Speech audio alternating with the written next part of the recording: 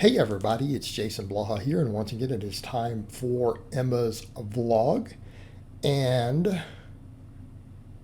she got a 1 pound PR on her 30 pound banded bench.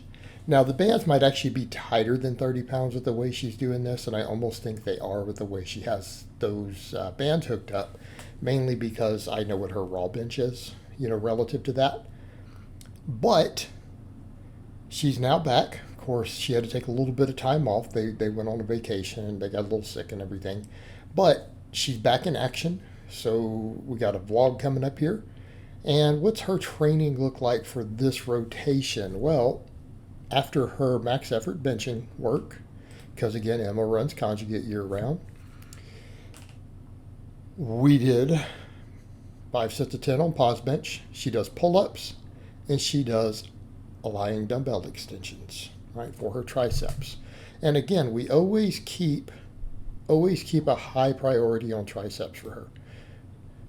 And like I do with most of my lifters, if we're going to do much arm work, we do tricep work. Some of them do some bicep work depending upon what they need.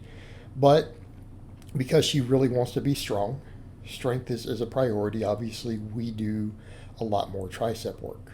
Right? And we let the pull-ups and chin-ups and things largely handle her biceps, although we've got some upright rows in here, which will help. But triceps, triceps, triceps.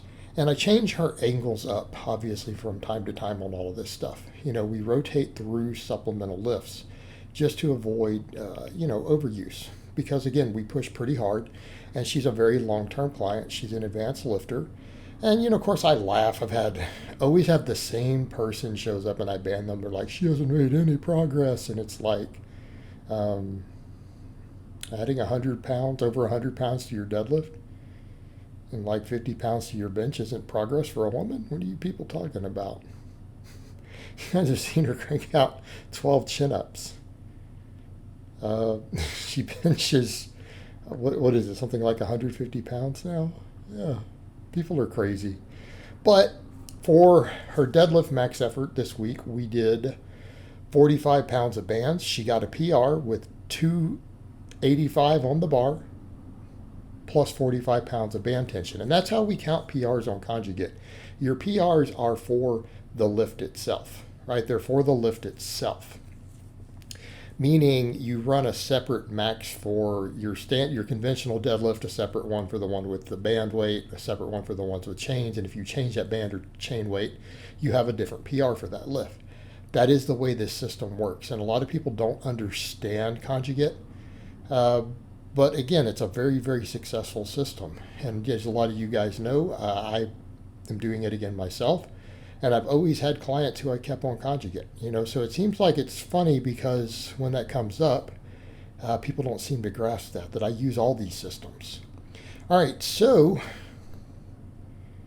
her supplemental work, some of this got out of order, it looks like, with these files. I don't know what happened there. But her supplemental work on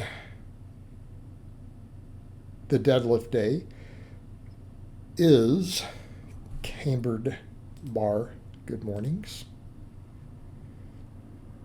We have SSB split squats, which did we get those on camera? Reverse hypers, hanging leg raises. We had a little bit of an issue with her getting all her stuff filmed this week. And I think it was because something happened to where she got really busy and couldn't get as much footage as we would normally get. But for the speed bench day, of course, we have the same stuff we had on the others, but we have upright rows in there also.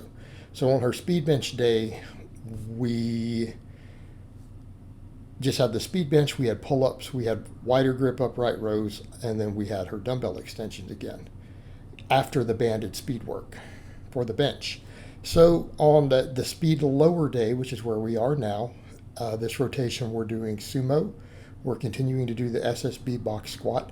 And I have her do a lot of SSB work, mainly because it's easy for us to do it. It's easy on the shoulders. And because it's really hard to set up bands on the cambered bar. Right? Because of the band setup they have right now, it's hard to hook bands onto the cambered bar. So I've had someone ask that, I think, before, like, why did you not use her cambered bar for the speed squats? And it's purely due to that. It is purely due to the inability to hook up bands effectively to it with the setup they have. And I would rather use similar bars and keep bands, or even bring the straight bar back in so that we can keep bands, because accommodating resistance is really worth it on the speed work. And then afterwards, of course, we do split squats, hanging leg raises, reverse hypers is what she does currently on that day. Over time, because she's now on a build again, we'll call it a build instead of a bulk. Some people don't like that word bulk, they freak out by it. The volume's a little lower on her dynamic day at the moment, but over time, I will probably build it back up a little bit. We'll build it back up a little bit. But all of that being said, while we watch this deadlift again, this gives me an opportunity to kind of discuss the other point I was making about the systems. You know, it seems like people don't understand that I really have 4 basic systems that I use for clients. And if you look at the vlogs, it becomes very apparent that I have 4 systems. I have kind of what I've termed more or less the orc mode training now, which is a 3-day-a-week squat, bench, deadlift data where we program heavy work, whether it's doing training maxes. For some of my people, it is training maxes.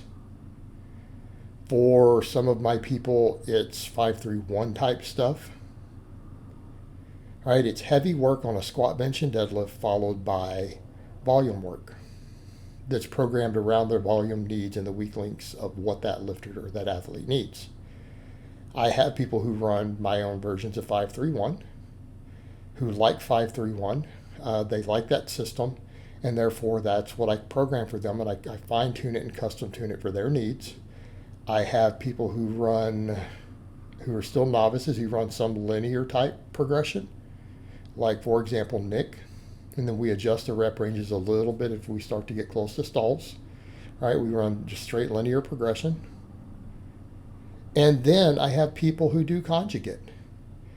And because Emma's the only conjugate lifter who's currently vlogging, although Josh is about to be in the mix there, people may not realize that I have multiple very, very long-term lifters on conjugate and some newer lifters on conjugate. So, I mean, at the moment, if I'm trying to go down the list and think through my head how many conjugate people I have, I believe I have 5. One of them is long-term. One of them is fairly new. One was a long-timer who left for a year and came back recently. I have a guy who I've had, I don't know, about, I'm going to guess 8 months. So not really a super long-timer. You're not long-timer till you're on Team Blaha for a year, who runs conjugate. And I might be forgetting some. Oh, yeah, no, I've got another long-timer who's been on almost 3 years. That's 6 that I can think of off the top of my head who I have on conjugate right now. So I use it still.